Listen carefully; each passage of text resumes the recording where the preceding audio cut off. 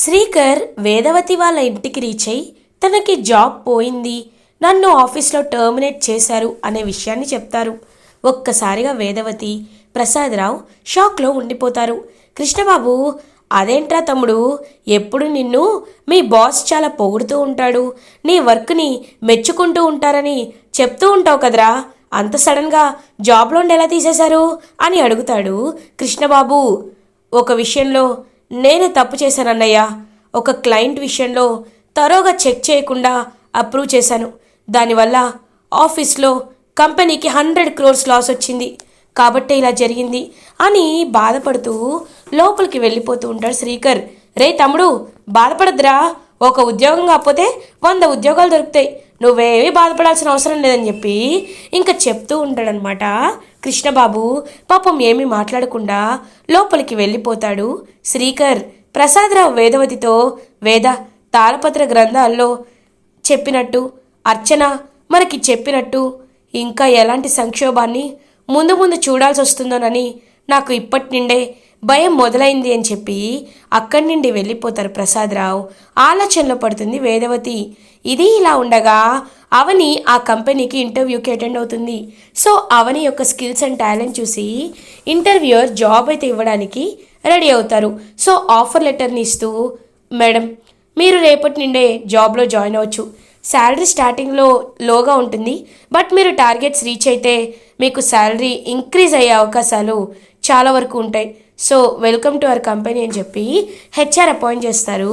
ఇంకా అవని చాలా హ్యాపీగా ఫీల్ అవుతుంది. అంతా ఆ అమ్మవారి దయ, ఆ అమ్మవారి ఇంటికి వచ్చిన వేళ విశేషమే అని చెప్పి ఇంకా హ్యాపీగా స్వీట్ కొనుక్కొని అవని వేదవతి వాళ్ళ ఇంటికి వెళ్తుంది. వేదవతి వాళ్ళ ఇంట్లోనే అర్చన ఉండడంతో, అమ్మ అర్చన, అర్చన అని పిలుస్తూ ఉంటుంది.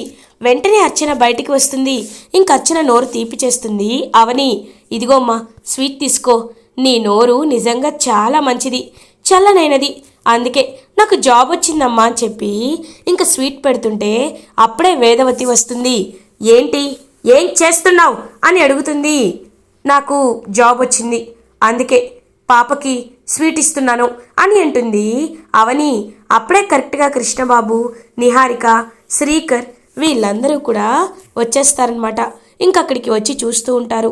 అప్పుడే ఇంకా నిహారిక, ఏంటి నీకు జాబ్ వస్తే మీ ఇంట్లో వాళ్ళకి స్వీట్లు పంచాలి, కానీ నువ్వు మా ఇంట్లో ఉంటున్నా ఈ అమ్మాయికి ఎందుకు స్వీట్లు పంచుతున్నావు? ఈ అమ్మాయిని బుట్టలో వేసుకోవాలనుకుంటున్నావా అని అంటుంది నిహారిక. బుట్టలో వేసుకోవడం మీకు అలవాటు, నాకు కాదు, ఇంకొకసారి ఇలాంటి మాటలు మాట్లాడితే చెంప పగల కొడతాను అని అంటుంది అవని. ఇంకా వెంటనే వేదవతి ఆ స్వీట్ బాక్స్ని విసిరేస్తుంది. నువ్వు ఎందుకు ఇక్కడికి వచ్చావో నాకు బాగా అర్థమైందిలే, ఎందుకంటే నువ్వు నీకు ఉద్యోగం దొరికిందని కాదు, మా శ్రీకర్కి ఉద్యోగం పోయిందని వెక్కిరించడానికి, ఎగతాళి చేయడానికే కదా ఇక్కడికి వచ్చావు అని అంటుంది వేదవతి. ఒక్కసారిగా జాబ్ పోయిందని తెలుసుకొని షాక్ అయిపోతుంది అవని. శ్రీకర్ అలా చూస్తూ ఉంటాడు. బావా, నీకు జాబ్ పోయిందా అని అడుగుతుంది. అవును పోయింది, అయినా నేనేమి బాధపడట్లేదు, కానీ నేను బాధపడేది ఎందుకో తెలుసా? నువ్వు చేసిన ఘనకార్యం వల్లే. జాతరలో అందరి ముందు అమ్మని అవమానించావు, విగ్రహాన్ని తీసుకువచ్చి నువ్వు గ్రేటు, అమ్మ జీరో అన్నట్టు అమ్మని పాతాళానికి తొక్కేశావు. అందుకే నాకు చాలా బాధగా ఉంది. ఎక్కడైనా ఇంటి కోడలు అంటే ఇంటి పేరుని నిలబెడతారు, పేరు ప్రఖ్యాతల్ని తీసుకువెళ్తారు, కానీ నువ్వు ఏం చేశావు? పేరు ప్రఖ్యాతలు తీసేశావు, నా ఉద్యోగం పోయేలా చేశావు. అయినా నీలాంటిది నా లైఫ్లోకి రాకుండా ఉంటే బాగుండేది, నీలాంటి అమ్మాయిని నేను కలవకుండా ఉంటే బాగుండేది, మన గతమంతా పీడకలైపోతే బాగుండేది అని అంటాడు శ్రీకర్. ఆపు బావా, ఆపు. ఏంటి, ఏమంటున్నావు? నా వల్ల నీ ఉద్యోగం పోయిందా? ఇంటి పరువుని నేను తీశానా? ఏం మాట్లాడుతున్నావు నువ్వు? ఒక్కసారి ఆలోచించుకొని మాట్లాడు. ఒకప్పుడు ఆ గతంలో నువ్వు విలువలతో ఉండేవాడివి, కానీ నువ్వు విలువలు కోల్పోయావు. అవును, ఇంటి పరువును తీశాను. ఎలా తీశానో తెలుసా? మీరు గుడికి బయలుదేరక ముందే, నకిలీ విగ్రహాన్ని తీసుకువెళ్ళక ముందే అడ్డుపడి ఆపి హెచ్చరించాను. విన్నారా? లేదు. 5 పాములు వెంటపడ్డాయి. రక్షగా అమ్మవారి వేసిన అగ్ని జ్వాల పొలిమేరను కూడా తాకనివ్వలేదు. అప్పుడు నేను మీ పరువుని పోగొట్టాను కదా. అదే కాదు, ఎన్నోసార్లు మీ ఇంటి పరువుని నేను పోగొట్టాను. మీకు తలవంపులు తీసుకొచ్చాను. మాట్లాడడానికైనా ముందు వెనకాల ఆలోచించి మాట్లాడాలి. నువ్వు ఒకసారి ప్రమాదంలో పడబోతే నిన్ను తప్పించాను. జ్వరం వస్తే సేవలు చేశాను. మొన్న లారీ గుద్దేయబోతే అడ్డుకున్నాను. వేదవతి దగ్గరికి జాతరలో నేను ఆ విగ్రహాన్ని, అమ్మవారి విగ్రహాన్ని తీసుకురాకపోయుంటే మీ అమ్మని ఎంతమంది ఎన్ని మాటలు అనేవాళ్ళో నీ ఊహకే వదిలేస్తున్నాను. గ్రామ ప్రజల ముందు నేను అత్తింటి పరువు కాపాడితే తిరిగి తిరిగి నాపైనే నిందలు వేస్తున్నావు. చాలా బాగుంది, చాలా చాలా బాగుంది.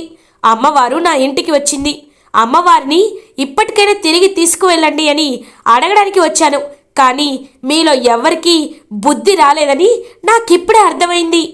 కానీ ఒక్కటి మాత్రం నిజం, అమ్మవారిని దూరం చేసుకున్న మీకు ఖచ్చితంగా సంక్షోభం కట్టి కుడుపుతుంది. ఇది మాత్రం నిజం అని చెప్పి అలా ఇంకక్కడి నుండి వెళ్ళిపోతుంది అవని. అర్చన పాపం అవని దగ్గరికి వచ్చి, ఏమండి, మీరు చెప్పేవన్నీ నిజమేనండి. వీళ్ళ దగ్గరికి అతి త్వరలో సంక్షోభం వస్తుందేమో అనిపిస్తుంది. కాబట్టి మీరే ఎలా అయినా వేదవతి గారి మనసు మార్చాలి అని అంటారు. మొండి వాళ్ళకి ఏదో ఒకటి చెప్పొచ్చమ్మా, కానీ మూర్ఖులకి చెప్పలేం కదా. అత్తయ్య ఆ నిహారిక మాటలు విని చాలా మూర్ఖంగా తయారవుతుంది. ఆ అమ్మవారిని నిత్యం కొలుస్తాను. నా అత్తిల్లు బాగుండాలని ఖచ్చితంగా కోరుకుంటాను. వేదవతి అత్తయ్య మనసు మార్చాలని మొక్కుకుంటానమ్మా అని చెప్పి అక్కడి నుండి వెళ్ళిపోతుంది అవని. ఇంకలా వేదవతి ఆలోచనలో పడి, ఏంటిది, ఆ అవనికి ఉద్యోగం రావడం ఏంటి, నా శ్రీకరికి ఉద్యోగం పోవడం ఏంటి, ఏం జరుగుతుంది అని చెప్పి ఆలోచనలో పడుతుంది వేదవతి. ఇది ఇలా ఉండగా నిహారిక కృష్ణబాబు ఇద్దరు కలిసి నైట్ అవని వాళ్ళ ఇంటికి వెళ్తారు. ఇప్పుడు అమ్మవారి విగ్రహం దగ్గర ఉన్న ముక్కు పుడకని ఇంటి లోపలికి వెళ్ళి తీయడం ఎందుకు? అమ్మవారి పూజ గది పక్కనే ఒక కిటికీ ఉంది కదా, ఆ కిటికీ దగ్గరికి వెళ్ళి మెల్లగా ఒక స్టిక్ వేసి ముక్కు పుడకను లాగేసామనుకో, ముక్కు పుడక మన చేతికి వచ్చేస్తుంది. అప్పుడు హ్యాపీగా ముక్కు పుడకను తీసుకువెళ్ళి కోట్లకే అమ్ముకోవచ్చు అని అంటారు. Wow, super super idea Krishna. సరే ఇప్పుడే వెళ్దాం రా అని చెప్పి ఇంకా అలా ఇద్దరు బయలుదేరి అలా ఇంకా మెల్లగా కిటికీని ఓపెన్ చేస్తారు. విండో ఓపెన్ చేసి అమ్మవారిని చూస్తూ ఉంటారు. అమ్మవారి ఎదురుగా ముక్కు పుడక రెండు తలతల మెరుస్తూ కనబడుతూ ఉంటాయి దీపాల వెలుగుల్లో. వెంటనే ఒక స్టిక్ని తీసుకొని దానికి ఒక కొంకెం హుక్ పెట్టి ఇంకా అలా ముక్కు పుడకని లాగాలని ప్రయత్నిస్తూ ఉంటారు. వెంటనే ముక్కు పుడకని అలా హుక్తో లాగి చేతిలోకి తీసుకుంటాడు కృష్ణబాబు. ఇంకా వెంటనే చేతిలోకి తీసుకొని చూస్తూ ఉంటాడు. ఆహా బంగారం, ఇవాళ నా జన్మ ధన్యమైపోయింది బంగారం. ఎందుకంటే నేను ఈ ముక్కు పుడకని ఈ ఎన్నాళ్ళ నిండో తాకాలనుకున్నాను. ఇప్పుడు దీన్ని హ్యాపీగా అమ్మేసుకుంటే మనం కోటీశ్వరులు అయిపోతాం బంగారం, రారా వెళ్దామని చెప్పి పిలుస్తూ ఉంటాడు. ఇదేంటి నాకేం వినిపించట్లేదు బంగారం అని చెప్పి వెనక్కి తిరిగి చూసేసరికి అక్కడ పెద్ద పాము ఉంటుంది, 5 తలల శేషనాగు ఉంటుంది. ఒక్కసారిగా షాక్ అయిపోతాడు కృష్ణబాబు. పావు అని చెప్పి గట్టిగా అరిచి పరిగెడుతూ ఉంటాడు. శేషనాగు వెంట పడుతూ ఉంటుంది. ఇంకా అలా పరిగెడుతూ ఉన్నా సరే ఎక్కడికి వెళ్ళలేడనమాట కృష్ణబాబు. ఎంత చూసినా తిరిగి అదే ప్లేస్కి వస్తాడు. కృష్ణ అని చెప్పి సౌండ్ వినపడుతుంది. ఇదేంటి, నా బంగారం ఎక్కడ అని చెప్పి చూసేసరికి ఒక చెట్టుకి కట్టేసి బంధించి కొమ్మలతో ఉంటుందన్నమాట నిహారిక. ఇదేంటి బంగారం అని చెప్పి విడిపించుకోవాలని ఎంత ప్రయత్నించినా విడిపించుకోలేకుండా ఉంటాడనమాట. ఆ అమ్మవారి విగ్రహం దగ్గర ఉన్న ముక్కు పుడకని ఇంకా ఆ ముక్కు పుడక వాడి చేతిలో ఉండేసరికి ఇంకా అలా చూస్తూ బుసలు కొడుతూ ఉంటుంది శేషనాగు. వెంటనే అమ్మవారి విగ్రహం దగ్గరికి ఇంకా ముక్కు పుడకని విసిరేస్తాడు కృష్ణబాబు. అమ్మ తల్లి, నన్ను వదిలేమ్మా, నన్ను పాపం చేశాను, నన్ను వదిలేమ్మా అని చెప్పి ఇంకా ముక్కు పుడకను అలా విసిరేసేసరికి అప్పుడు ఎప్పుడైతే ముక్కు పుడక యథాస్థానానికి అమ్మవారి విగ్రహం ముందుకు వెళ్తుందో అప్పుడు నిహారిక బందీ నుండి విడుదలవుతుంది. ఇటువైపు శేషనాగు అక్కడి నుండి వెళ్ళిపోతుంది. అమ్మయ్యా, నీకేం కాలేదు కదా, కాలేదు కదా బంగారం అని అడుగుతాడు కృష్ణబాబు. నాకేం కాలేదు కృష్ణ, నీకు ఏం కాలేదుగా అని అడుగుతుంది. లేదు అని అంటారు. అమ్మవారి విగ్రహం అంటే ఏదో అనుకున్నాను, ముక్కు పుడకంటే ఏదో అనుకున్నాను, కానీ ఇంత శక్తి ఉంటుందని అస్సలు అనుకోలేదు. అమ్మో, ఇంకెప్పుడు ఇలా చేయకపోవడమే మంచిది. కానీ ఊరి ప్రజల గౌరవం కావాలంటే ముక్కు పుడక కావాలి. ఇలా ఇలా కాకుండా వేరే విధంగా ప్రయత్నించాలి. ముక్కు పుడకని మన వారసత్వం చేసుకోవాలి అని చెప్పి ఇంకలా అక్కడి నుండి ముక్కు పుడకని దొంగలించాలనే ఆలోచన మానుకొని శేషనాగు భయపెట్టేసరికి వెళ్ళిపోతారు నిహారిక అండ్ కృష్ణబాబు. ఇది ఇలా ఉండగా మార్నింగ్ అవుతుంది. అవని ఇంక రెడీ అయ్యి ఆఫీస్కి వెళ్తూ ఉంటే అప్పుడే సత్య ఇంటికి వస్తాడు. అవని, నీతో ఒక విషయం మాట్లాడాలి అని అంటారు. ఏంటి సత్య అని అడుగుతుంది. అవును, ఎక్కడికి వెళ్తున్నావు అని అడుగుతారు. జాబ్ వచ్చింది సత్య, నిన్నే ఇంటర్వ్యూకి అటెండ్ అయ్యాను, జాబ్ ఇచ్చారు, అంతా అమ్మవారి దయ అని అమ్మవారిని చూపిస్తారు. వెంటనే సత్య విగ్రహాన్ని చూసి, అవని, అమ్మవారు మీ ఇంట్లో అని అంటారు. అవును, వేదవతి గారు వదులుకున్నారు, అందుకే నేను తెచ్చుకున్నాను అని జరిగిందంతా చెప్తుంది. ఓ అవునా, అయితే అమ్మవారు కూడా నీకే తోడుగా ఉందన్నమాట. సరే, నేను ఈ విషయాన్ని తర్వాత చెప్తాను, నువ్వు హ్యాపీగా వెళ్ళిరా అని చెప్పి జాబ్లో జాయిన్ అవుతుంది హ్యాపీగా అవని. ఇటువైపు శ్రీకర్ అటు ఇటు తిరుగుతూ ఆలోచిస్తూ ఉంటాడు. అయినా నేను అంతా కరెక్ట్గానే చేశాను, కానీ 100 crores లాస్ ఎలా వచ్చింది, ఇప్పుడు ఏం చేయాలి అని చెప్పి ఆలోచిస్తూ ఉంటే అర్చన శ్రీకర్ దగ్గరికి వస్తుంది. సార్, మీతో కొంచెం మాట్లాడాలి అని అంటుంది. ఏంటి అని అడుగుతారు శ్రీకర్. చూడండి, మీరు నిజంగా అవని తప్పు చేసింది అని నమ్ముతున్నారు కదా, మరి అవని గారి ఇంటికి అమ్మవారు ఎందుకు వెళ్ళారు? అవని గారు ఎందుకని అంత ఎత్తుకు ఎదుగుతున్నారు? అవని గారికి ఎందుకు ఉద్యోగం వస్తుంది అని అడుగుతారు. ఒక్కసారిగా షాక్ అయిపోతాడు శ్రీకర్. అంటే నేను తప్పు చేశానంటావా? ఆ అవని మంచిదంటావా? తను మంచిదైతే ఎందుకు అలా చేస్తుంది అని అడుగుతారు. చూడండి సార్, అవని గారు తప్పు చేశారా ఒప్పు చేశారా అనేది మీ మనస్సాక్షికి తెలియకపోవచ్చు, మీరు నమ్మే కాగితాలకు తెలియకపోవచ్చు, కానీ ఒకటి మాత్రం నిజం సార్, అవని గారు ఎలాంటి తప్పు చేసుంటే తప్పు చేసిన మనిషి దగ్గరికి అమ్మవారు అంత దర్జాగా వెళ్ళారు అంటే ఆలోచించే మీలోనే తప్పుంది. ఒకటి గుర్తు చేసుకోండి, అవని గారు దూరమైనప్పటి నుండి మీ ఇంట్లో ఏమేం జరుగుతున్నాయో అన్నీ గుర్తు చేసుకోండి. అమ్మవారి విగ్రహాన్ని కోల్పోయారు, నకిలీ విగ్రహాన్ని తీసుకువెళ్ళాలంటే మంటలు వచ్చాయి, పాములు వచ్చాయి, అమ్మవారి ప్రసాదాన్ని కూడా వేదవతి పెద్దావిడ గారు వండలేకపోయారు, నీరాజనాలు అవని గారికి పలికారు. తర్వాత ఇప్పుడు అవని గారికి ఉద్యోగం వచ్చింది, మీకు ఉద్యోగం పోయింది. కాబట్టి ఒక్కసారి నా మాట వినండి. ఆ డిఎన్ఏ టెస్ట్లో అవకతవకలు జరిగాయో, అసలు ఏం జరిగిందో, నిజంగా అది నిజమా కాదా అనేది మీరే ఒకసారి చెక్ చేయండి. హాస్పిటల్లో ఆల్రెడీ వాళ్ళ దగ్గర ఉన్న టెస్ట్ శాంపిల్స్ ఉంటాయి కదా, వాటిని తీసుకువెళ్ళి వేరే హాస్పిటల్లో టెస్ట్ చేయించండి. ఎవరికి తెలియకుండా చూసుకోండి.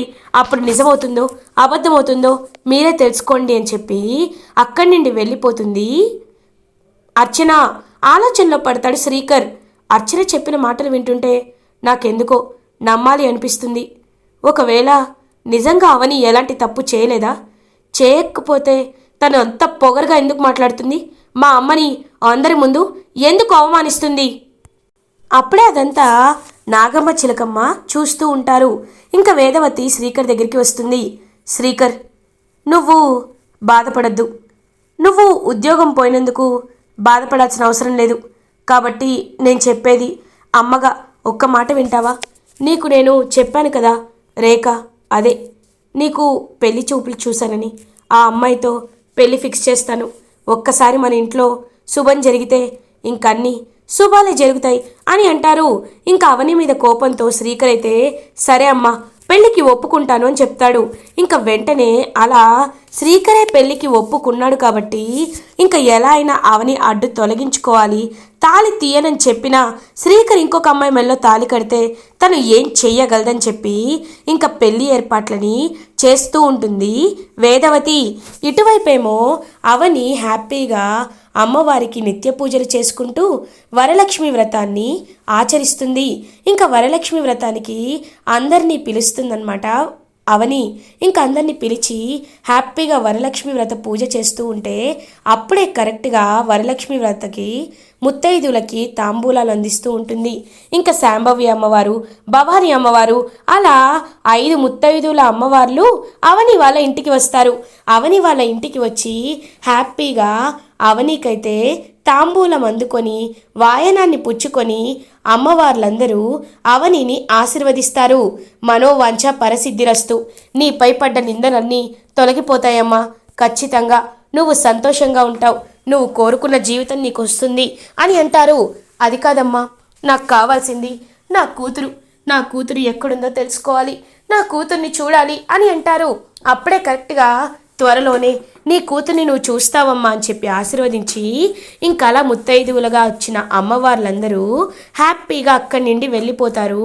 ఇటువైపు వేదవతి, రేపే శ్రీకర్కి పెళ్లి జరిపిస్తున్నాను కాబట్టి అందరూ రావాలి, గుళ్ళోనే పెళ్లి జరిపిస్తున్నానని చెప్పి ఇంకా గుడిలో శ్రీకర్కి పెళ్లి చేయాలని ఏర్పాట్లు చేసుకుంటూ ఉంటుంది వేదవతి.